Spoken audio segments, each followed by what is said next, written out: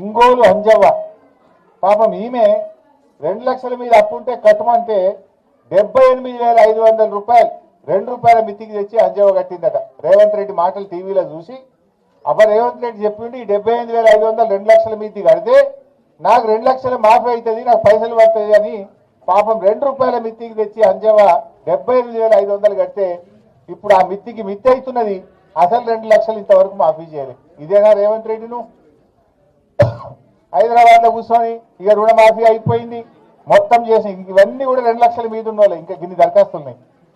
ఒక్క గాలిచెర్లపల్లి గ్రామంలో 43 మంది 2 లక్షల లోపు ఉన్నవాళ్ళు 2 లక్షల మీద ఉన్నవాళ్ళు రుణమాఫీ కాలేదని ఇలా ప్రజాపాలనలో దరఖాస్తులు ఇచ్చారు. అంటే క్షేత్రస్థాయిలో పరిస్థితి ఏ రకంగా ఉందనడానికి నిలువుట అర్థం ఇది. అంటే రేవంత్ రెడ్డి అన్ని కూడా అబద్ధాలు, మోసాలు. రుణమాఫీ అయిపోయిందని ఆయన చెప్పేటి అన్ని కూడా నీటి మూటలు. గ్రామాల్లో చూస్తే పాపం ప్రజలు రుణమాఫీ కాక చాలా ఇబ్బంది పడుతున్న పరిస్థితి ఉంది.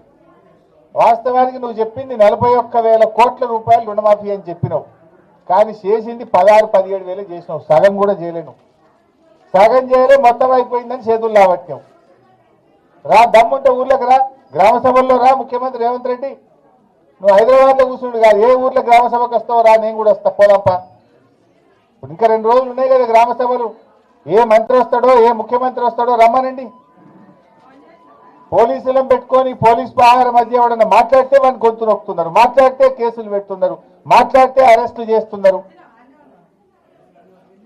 అంటే ఇలా పోలీసులు అడ్డం పెట్టుకొని నిర్బంధాల మధ్య గ్రామ సభలు జరుపుతా ఉన్నారు.